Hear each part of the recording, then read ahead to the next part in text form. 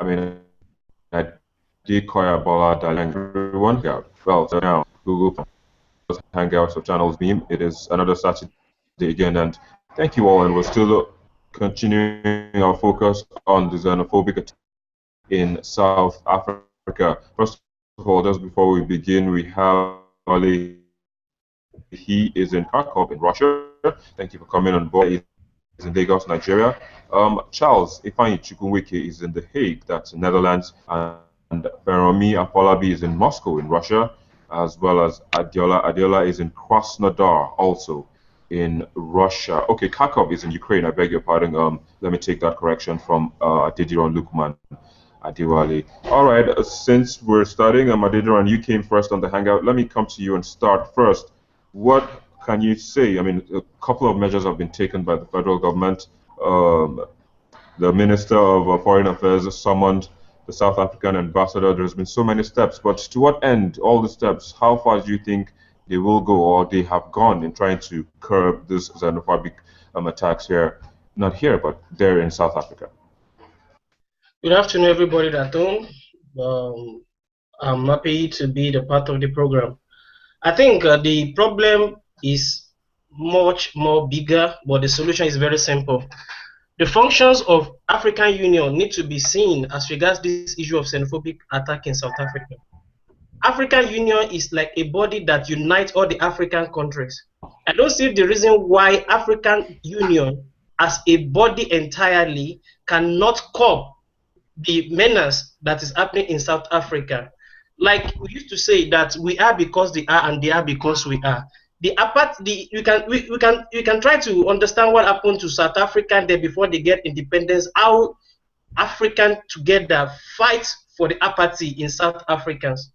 And South Africa have seen that as a slap on the Africans that liberate them from the problem they are facing from the past. I think in the short form, in the short word, the best thing or the person that's supposed to be the advocate for this elimination of this xenophobic attack in South Africa is the African Union. I've never heard so much voice from the African Union the way they used to do when there is something. Look at what happened in that time in France. The world come together as a whole to defend what is happening in France. But where is the world? Where is the other part of the where is the world leaders to condemn what is happening in South Africa openly? I don't call it this thing is xenophobic attack because if it says xenophobia, the word xenophobia means the foreigners. There are white foreigners in South Africa. It's Afrophobia because they believe that like one of the leaders said that give an African man a gun, they will continue killing themselves because they don't reason well. I think the best person to bring an end to this xenophobic attack in South Africa is the African Union. What is their role? What are they doing? I heard a man come one of their in their parliament today. What the man is saying, and the man was cautioned, though he has already made his point known before he was later cautioned. But what are even the Jacob Zuma of South Africa? What is he doing to it? Because this thing was being incited by a provocative statement by one of the king.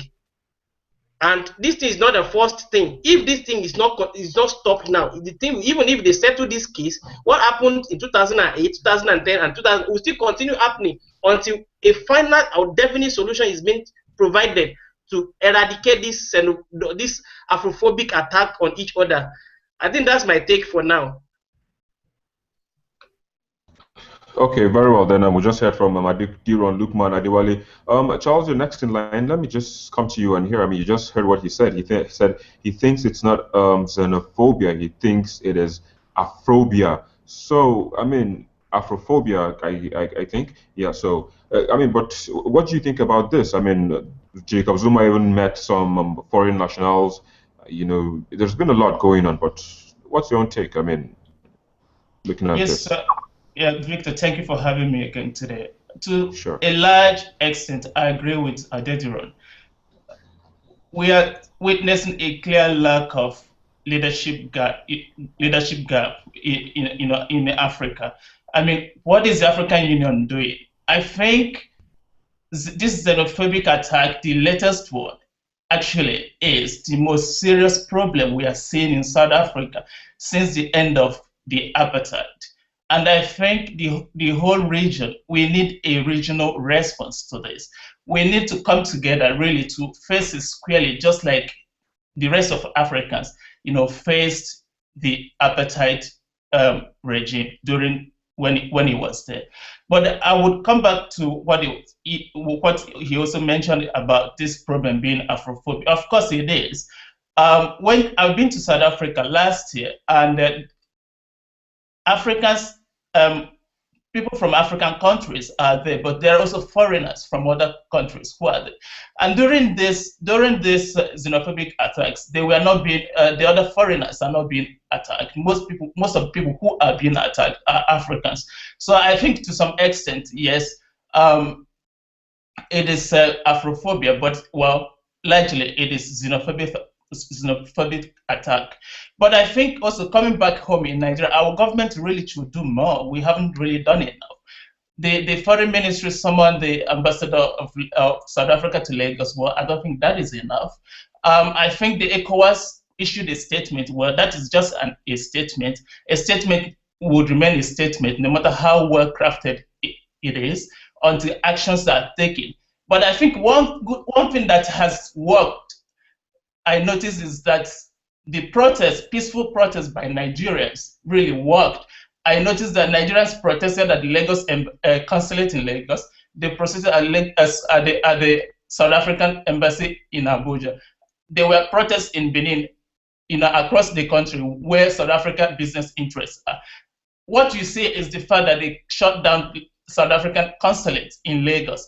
Well, that is real pressure. And since then, we have seen that this xenophobic attack have gone down. And since then, they drafted in the military and they're quelling this, attack. But anyway, this is just a temporary measure. You will recall that we had this problem in 2008, and we are having it again. We might not have seen the last one yet. So until until arrests are made, until people are brought to book, until you see people going to jail for attacking fellow Africans in South Africa, we might probably sit down again sometime next year, a year or before. Charles, we're losing your audio. Can you hear me now? We can hear you, it's just low. Okay. Can you hear me now? Yeah, I can hear you, but it's still very low.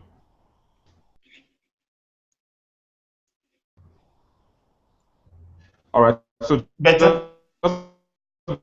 Before you start let me come to you. I mean, you just heard Charles just before we lost his audio. He said quite a lot of things. Protests had gone down here in Nigeria, in Benin, I mean that's in Lagos, in Benin, in Abuja, to the South African embassies and where they have interest. But also in South Africa, the military have been deployed to some of those places. Jacob Zuma had a meeting with foreign nationals in that country. What do you make of it? Do you think it is a step towards ending these attacks?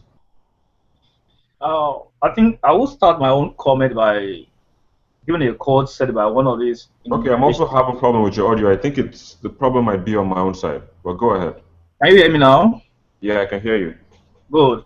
All these measures are taken domestically. Domestically in the sense that these are stuff that took place right there in Nigeria by Nigerian people, protests made by Nigerian people, and action made by the Nigerian government. But the truth is that the people that face the barrier live in South Africa. They are South Africa. They are people of different countries living and working, having business.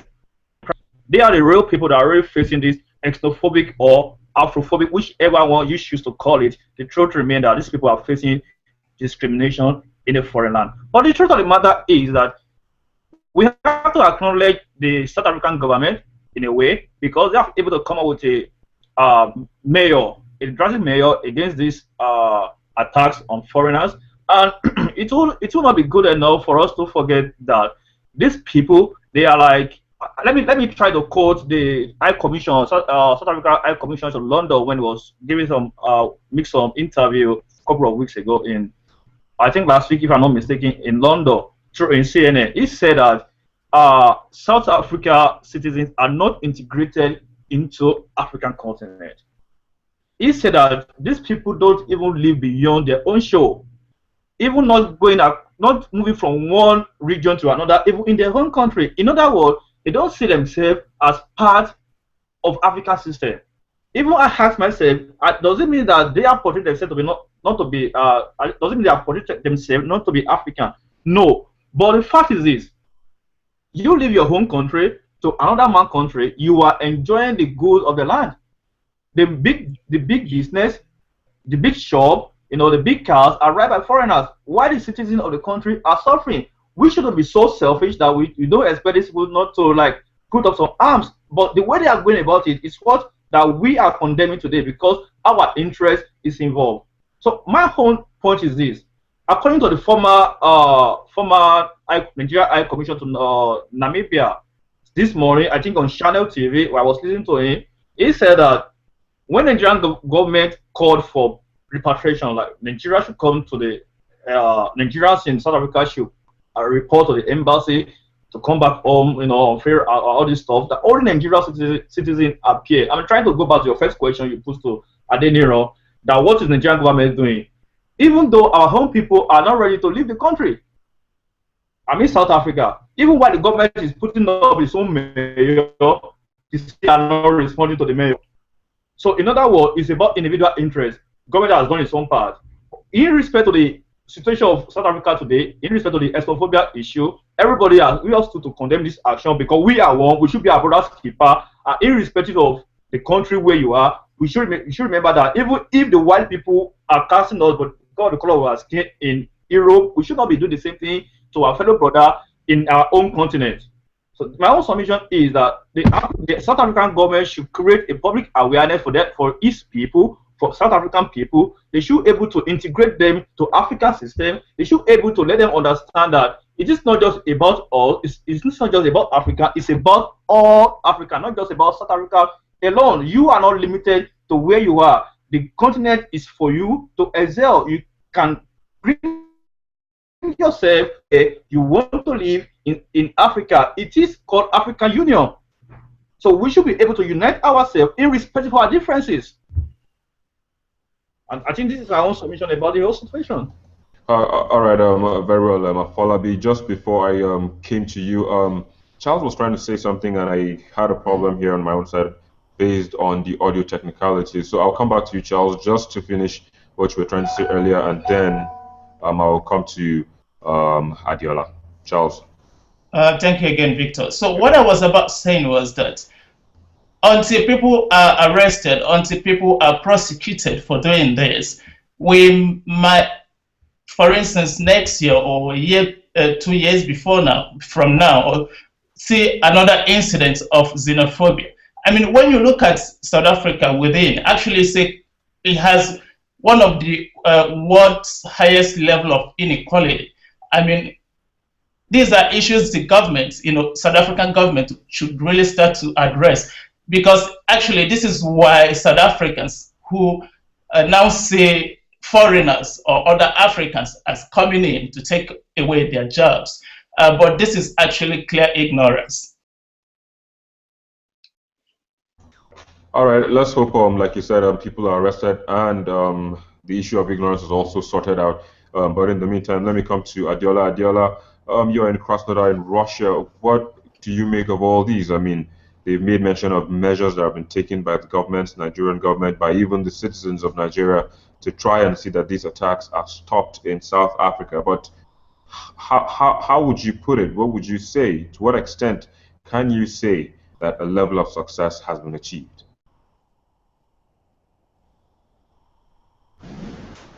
Okay, thank you. You see, level of success against these xenophobic ideas have been quite successful, at least until now.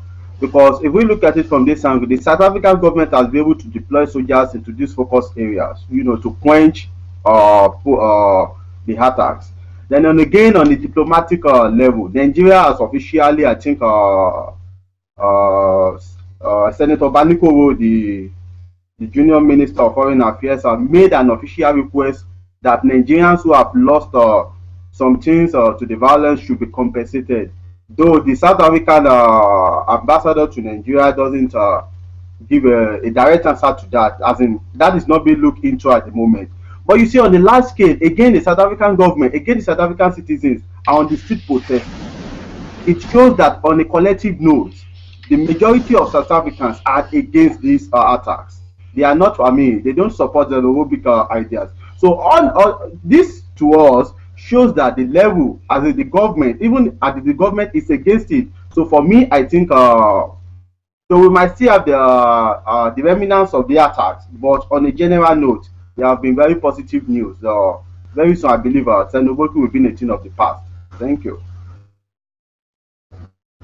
All right, I do hope that it does become a thing of the past. I don't know, like you just said, but just in moving forward, also, Adidron, let me come back to you. It's been a round robin of questions, and yes, finally we're back to you once again. So many issues have been raised now, but how soon or how long do you think this thing will persist before it finally comes to a total end? Looking at the fact that it once happened in 2008, and then we enjoyed quite about 7 years, so to speak, of non-xenophobic attacks, and then it rears its ugly head. To what end, or to how long do you think this will be put to a hold? Hold on, hold on. All right, go ahead. Say thank you. Like Sure. Adela and Ify has rightly said, the problem, if care is not taken, there will continue repetition of this issue of xenophobic or Afrophobic attack. Why? Because if education is light, you understand? A place where people are not educated, they can misbehave. If I would like to come to Adeola, one thing about life is this: if you check the economic status of South Africa, 85% of this economy are being controlled by the West, which is the whites, the foreigners. Why the only what they are complaining is about 2%. The 2% are much more even professional. Yes, the consulate in the Nigerian embassy in South Africa called the Nigerians to come back home because of the xenophobic attack in South Africa. But it's not easy for somebody that have invested all his life, all he has in life was being infected, has been infested in a particular country, and the xenophobic attack that the person is coming back from square one to zero. It is not easy for people to just live where their investments are being tied down. Though because of circumstances that are at hand, they have to move. But it's not easy. Put yourself in the shoe. All your life, all your investment, all your works have been put in a particular place because of one little miscreant, little or minute, very meager people that believe that everything has to be settled in mobocracy, that you have to move back to your country. I don't think that is so rational. I think if proper education were not given to this South Africa or the Zulu or the people that are involved, I believe this thing will be an incessant issue. Because if you see the way this thing is started, it's just from a one person statement, which is provocative, and everything started in a chaos. And the chaos cannot be solved by even the person that made the statement. That's why a leader should be careful whatever you want to say, because whatever you say might be used for or against you, either in the court of law. Like my brother from Moscow have rightly said, until when people that are involved in this issue are being prosecuted and punished, believe me sincerely, this thing will be a incessant and repeated issue. In the next 6 months, you look at the things that has already died down, but people involved have not been talked to, have not been prosecuted, have not been arrested. And if this are not taking place, if this process were not taking place, I believe we are still coming back to square one. All right, Adidron, thank you there, and I hope that these people have been prosecuted, arrested, just like you said, so that these attacks will not rear its ugly head in the nearest future. But just in moving forward, Oyis Yahaya joins us. Oyis, good afternoon. It's afternoon here in Lagos, Nigeria. Good afternoon. Good afternoon. I'm Oyis Yahaya Yakubu. I'm calling in from Istanbul, Turkey. As you all know, this issue about xenophobia is not, I wouldn't say it's a recent event in history of African people, actually, because if you look, we Nigerians that are crying out against this event, we actually perpetrated the same offenses against, maybe not in the same magnitude or order, you know, in terms of violence, but we perpetuated these events against the Ghanaians, if you can go back in time. Although now you wouldn't compare the level of, with the level of globalization, I would say now the world is more advanced and all. We shouldn't see these kind of events happening within or outside Africa, anywhere in the world. But unfortunately, we are seeing these events, and the events have already taken place. So in my opinion, in my candid opinion, I would say there's a little response, even though some of our African leaders have come out to condemn this event. You know, there's a little response again. And like my friend earlier said, there's a need for education and sensitization of these people. You understand? In my opinion, I think these people are just taking out their economic grievances on the fact that they are foreigners. But these foreigners pay rent. They contribute to the GDP of your country. They are working there, whichever way you want to see it. They are contributing to the development of your country one way or the other. So there's a need to sensitize these people. There's a need to make these people educated. If you give people education, they will come out of that shallow-mindedness, you know, that this is our country, we don't want foreigners. So I think, again, there should be a need for the African Union or our African leaders, you know, not just in South Africa. These things can happen anywhere around Africa or in the world. So there's a need to educate these people. As I know, these events are happening in Soweto. If you check other parts of South Africa where the elites and the educated people live, these events don't happen. These people are just taking out their economic grievances on, I don't know, the foreigners, unfortunately. So this is my opinion on the issue, actually. All right, Yahya Yakubu, you're bringing a new dimension to the whole, you're bringing a new narrative to the whole discussion. You just made mention of going back in history and looking at the fact that actually Nigerians were the ones who started this kind of thing, even though not in this context. And while you were speaking, I could see that Charles, who is in The Hague, in Netherlands, was nodding in his head. I don't know if it's in concurrence or otherwise, so I'll just come back to him to react to some of the things that you made a mention of. I can see Adediran also is smiling on the side. I'm going to come to all of you. Yahya Yakubu has just brought a new dimension to the whole discussion. So, Charles, let me start with you. I mean, you nodded your head. I don't know which one, if you were agreeing with Yahya or not, but what do you think of what he just said? I think I'm not very sure how to respond to this. However, I want to put it on record that I read about stories of history about how Ghanaians in Nigeria at some point were almost like not wanted. So that probably is what he was referring to. But I'm not sure if it was really a xenophobic attack. I don't know if people were killed. I don't know if their properties were looted. I don't know if at the level of the attack that they were subjected to compared to what we are witnessing today. However, this is not in any way is not justifiable.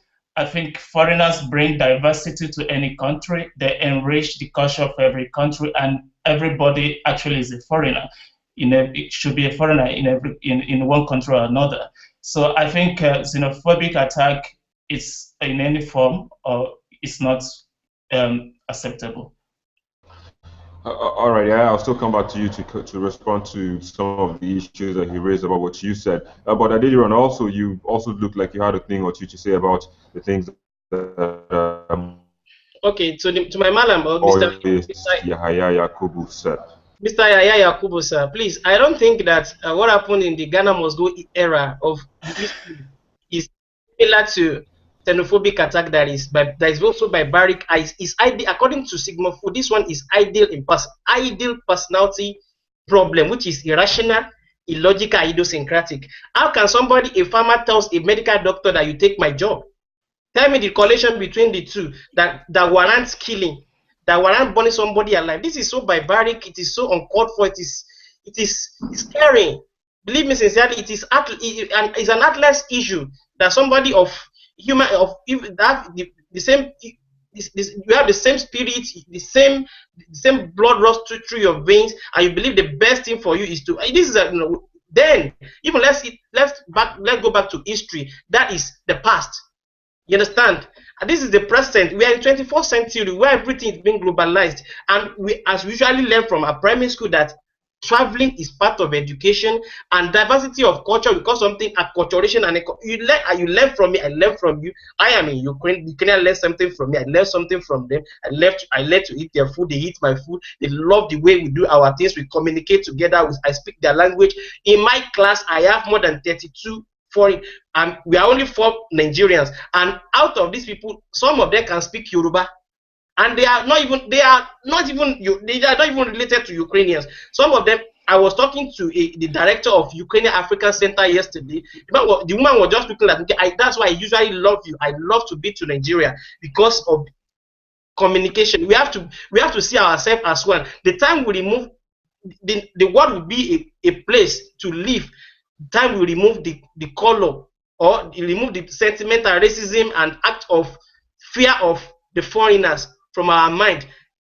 These people that are in this Nigeria that are in South Africa contribute economically to the growth of the economic system of South Africa. Like MTN, if they said we want to shut down MTN in Nigeria, like 6,000 people will lose their job. It means that they are contributing to us. Likewise, we are contributing to them.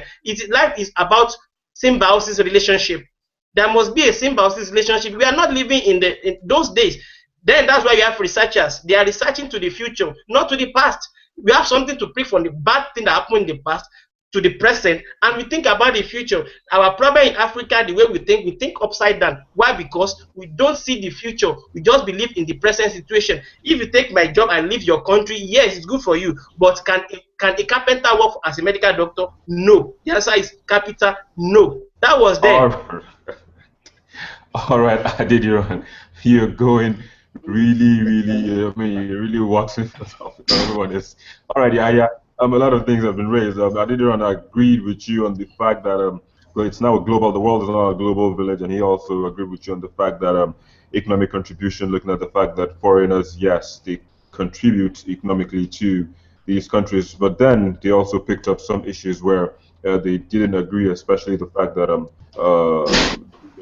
attacks or the issue that happened in Nigeria, and that's the Ghana must go issue.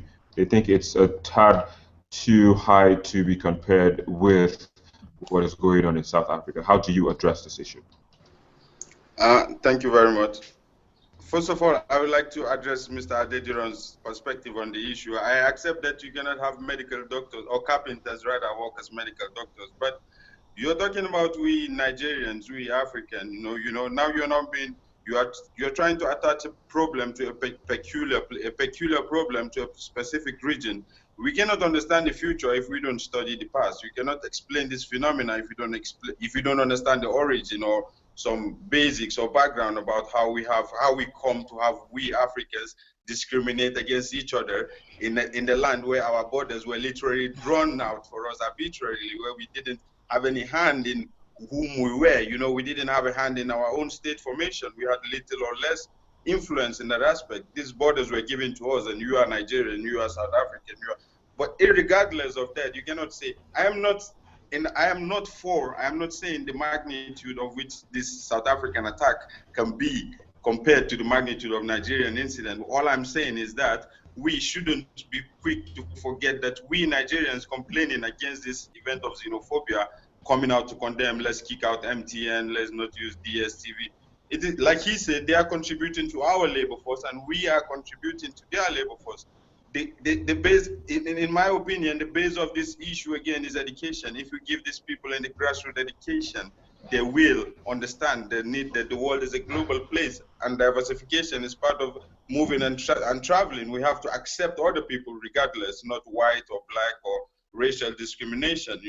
It is very surprising to see fellow Africans against each other. Like you said, Mr. Adediran, you live in Ukraine and you have integrated well into the society. I really appreciate that as well. But if you don't go back and study how this event come to be, you cannot just explain this xenophobia with the event of only South Africa. We kicked out the Ghanaians. They had properties in Nigeria. Some of them had businesses. They lost their jobs. So let's not go into that whole event of, So in my opinion, what the South Africans have done, what a little percentage actually. There were some polls yesterday that says about 75% of South Africans condemn this attack.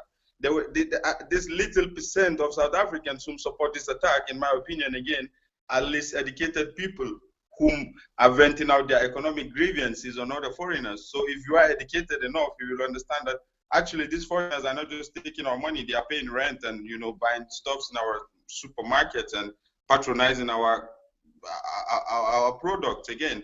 And on the side of the Nigerian issue, if we as Nigerians claim to be, on paper, at least theoretically, being the biggest economy in Africa, we shouldn't have our people go to South Africa. We shouldn't want to always aspire to go abroad. You are abroad today because you feel that you cannot get a qualitative education in Nigeria. It shouldn't be so. We have the resources and the means. So if we again lay those foundations as Nigerians for ourselves to educate ourselves by ourselves with our resources, you know, probably we wouldn't be having this conversation today now. I hope, Mr. Adedina, I can answer your question. You tried. All right. Oh, yes. Well, he said you tried, but just moving forward, also we're going to come to you, Afolabi and Adiola, to get your responses about this issue. But just before we do that, let me go back now to the chat box. Adedron actually raised some issues about people being, no, actually it was Charles that raised those issues about people being arrested and persecuted. So Adiola says in the chat box that over 100 people have been arrested, and for sure, like 3 or 4 South Africans will be prosecuted because they are arrested for murdering foreigners. And he also goes now to react to what Oyes Yahaya Yakubu said. He says Ghana asked Nigerians to leave first. Adiola, I'll come to you to expatiate, on this statement you just made. Okay. Actually, I think it happened in 1983 when the Ghanaian government asked Nigerians to leave Ghana just because they said most of them broke immigration rules. And the Nigerian government actually retaliated by asking over up to 2 million Ghanaians to leave Nigeria. It is not that Nigeria asked them to leave first, but it was a retaliatory attempt. That's about the Ghanaians that were asked to leave Nigeria. And against now on the issue of xenophobic attack in South Africa, see, the South African police have actually arrested some South Africans, and for sure, if that news is true, they will be prosecuted because they were arrested for murdering. I think I don't know, someone from a foreigner from Southern Africa, maybe Zimbabwe or Mozambique or something like that. I'm not sure of the country now. Then again, looking at what the police is doing, a special task force has been raised in that municipality, in that region. All these things, a lot of arrests have been made, over 100, I'm sure of that.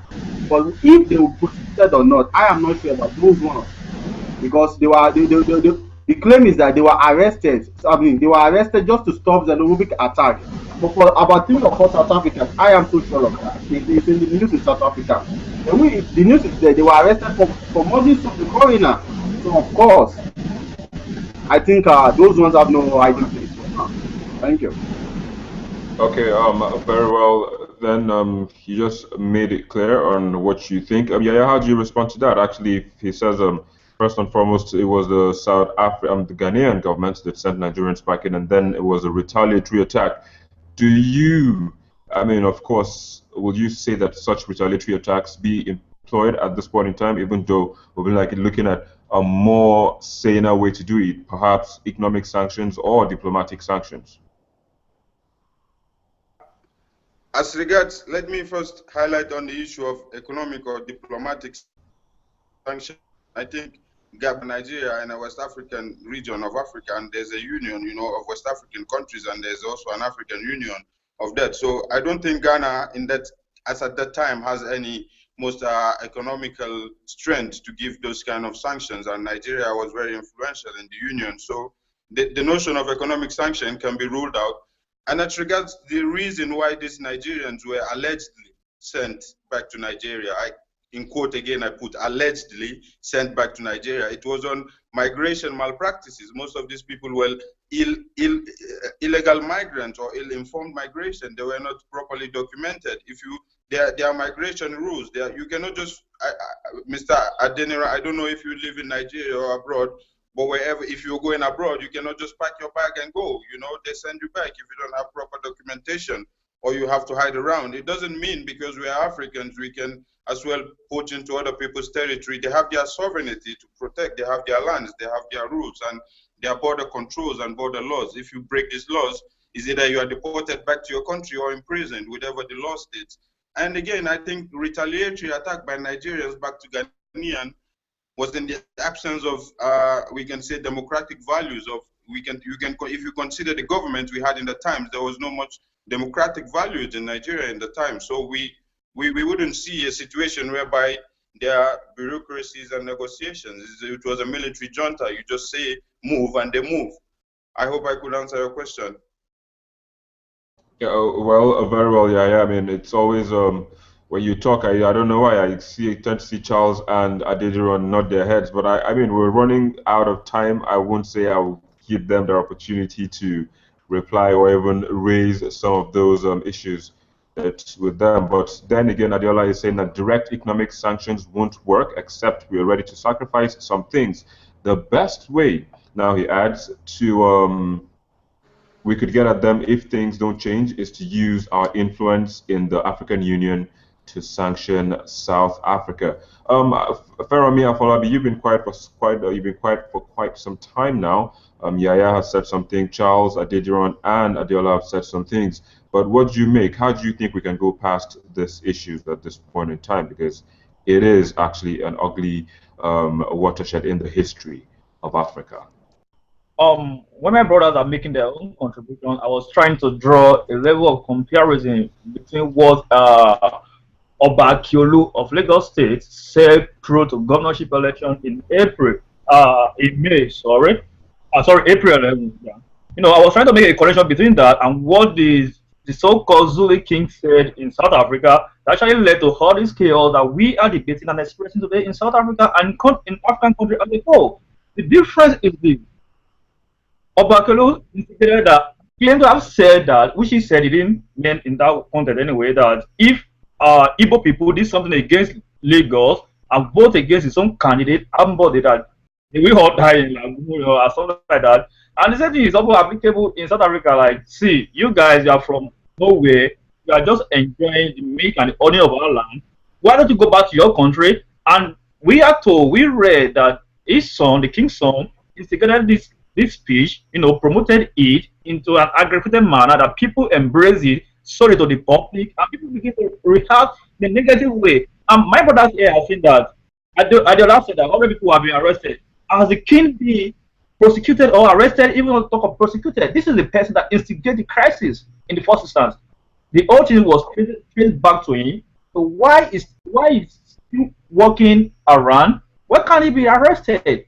At least face the law for his action. So if the people really want to do something, if the government really want to do something, let them do the right thing. That's number one. Number two, Oyi from Turkey said something quite interesting that we don't have to brush out like that. He said something about we as a foreigner living in diaspora. Why are we living in diaspora in the first instance? We should ask the question, why am I here? If I can get the same thing in my country, why do I have to stress myself at the expense of my fathers and add any money to study abroad? Because the system in my own country is not functioning compared to what I'm enjoying here. I've been here for going to 5 years. We have not at any time experienced something called strike. I don't know the last time I shouted up neighbor. You know, I can spend up to 30 minutes in my bedroom, you know, just pouring the water on my head, you know, just enjoying the beauty of flowing water, just like as if I went to a Congo Sea or you know, it's so beautiful. You don't want to leave the system because you are enjoying it.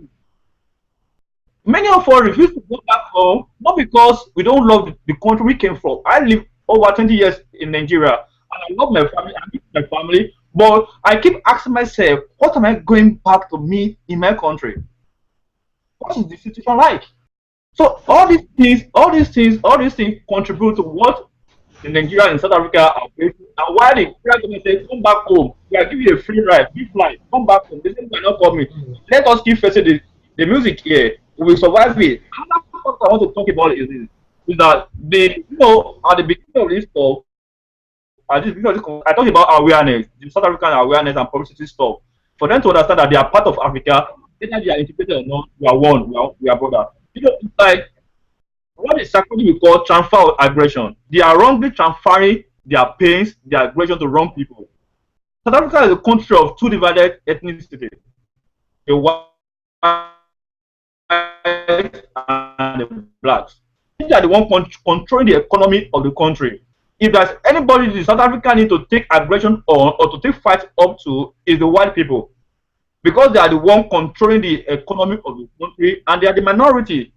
So we advise in my own little way is my own advice that government try to people. The kind of small medium business, they need to be well oriented. I was listening to channel this morning, and Nigeria president in South Africa said something that the South African people don't look up to the black man working in Chevron or working as a doctor in big up to black brother and black sister. South Africa, All right. You actually. this is Okay, Falabi, you're actually breaking. We can't really get what your thoughts are. All right, Falabi, I'll have to get back to you later on. You seem to be breaking. Your internet isn't really on the free flow. But just before we continue again, I'll go back to the chat box where a couple of people have dropped a couple of messages, and I'll begin with this one from Charles, and it says the Nigerian government should issue a visa ban to the Zulu King. It will send a clear message. Adediran Lukman says, I think both diplomatic and economic sanctions need to be used to stop the present xenophobic attacks, and the prevention will be based on that. He also adds that sanctions and allow the people that are involved to face the consequences. Too, he adds, again, that the proper education of the grassroots in South Africa, the work and duties of AU must be felt not until there is a rancor. And four, he says, promotion of technical education integrated for the people of South Africa. And also Adela adds that the Zulu King has come out to say his speech was overrepresented, that the aim at the police, he says, he was calling for stricter law enforcement. Well, I think that was where Afolabi was trying to go, and he was trying to make a comparison between what the Zulu King said and what the Oba of Lagos said sometime before the governorship elections. But we just have to put that aside. We're really, really out of time. So, Diron, I'll come to you now to make your final statement. We're closing, so just in few sentences, tell us what you would like to say as your closing statement. Okay, like I wrote in the chat box, I think the best way of stopping the present situations, the xenophobic attack in South Africa, is both diplomatic and economic sanctions, by putting some things in place from those African countries that have been affected, that will soon be affected if care is not taken. The world leaders should come out like the way they did in France to condemn what happens in South Africa. It is very, very, it is necessary, if not even essential. Another thing is, now for future prevention of this xenophobic attack, sanctions, when people are being punished for what they do, it will serve as a lesson for others to stop this irrational, illogical, and idiosyncratic act, which is a cloudness of consciousness, the psychiatrist. Another thing we can do is proper grassroots education. Like I said, education is the light. If you are not educated, you are living like you are living in a bush. You have to understand that education. If these people are educated, like Mr. Yaya Ismaili as already said, if those people that are condemning the act are educated, take for instance where we are, the education, the literacy level in Ukraine is 99.7%. Before such acts can come to a play, it will take a longer time because they are educated. It's only people that are, if you don't have life, don't value others' own. Other things, promotion. We want to feel the effect of African Union, ECOWAS, and other organizations in Africa. Not only when there is problem, but what are they doing? What are their desk researcher doing to prevent the future attack? It might not be this. We see xenophobia today. We don't know what will come tomorrow. It might be what might come tomorrow might be worse than xenophobia. What happened to Let's take Nigeria as a case study. Before the issue of Boko Haram came, there's people that are terrorizing Nigeria. Now when Boko Haram came, it make everything like a bomb. It's so chaotic that it takes us time to copy it. And I think that is my take as regards my closing remarks as regards the issue of xenophobic attack in South Africa. All right. Thank you, Adediran. Just moving forward now, Charles, what will be your final statement? Xenophobic attacks are crimes, and every crime should have consequences. Like I mentioned briefly in the chat room, I think since South African governments have shown clearly they're not able to bring people to justice, that Nigerian government can actually do something. Like we could issue visa ban to the Zulu king, and yes, let's send a clear message that this is not acceptable to us, and that we cannot watch and see our citizens attacked or killed anywhere in any part of Africa or around the world. Thank you. All right, thank you very much. That was quite a precise, brief, but concise. Afalabi, earlier you were making some statements, but I had to cut you short. That was because your internet wasn't on the free flow side. But I mean, just in wrapping up now, we're really out of time. In few sentences, what would you like to say as your parting words? I would like my part to be I would like to say that to be ignorant of the past is to remain a child. It will be very important and essential for South African government to educate its people very well, create a solid grassroots awareness for them.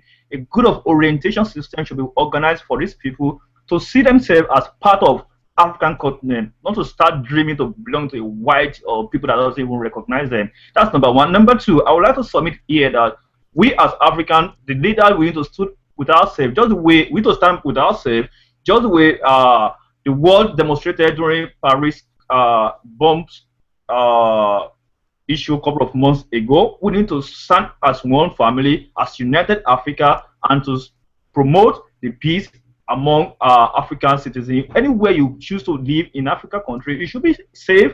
You should know that your interests and your right will be protected. Living in African shore is very important. Thank you very much. All right, thank you, Mr. Ferami Afolabi. Next up, Oyis Yahaya Yakubu. You came in and you changed the whole narrative. Well, what would you say in closing? Yeah, well, actually, I would like to thank all of you guys for very educating comments as regards.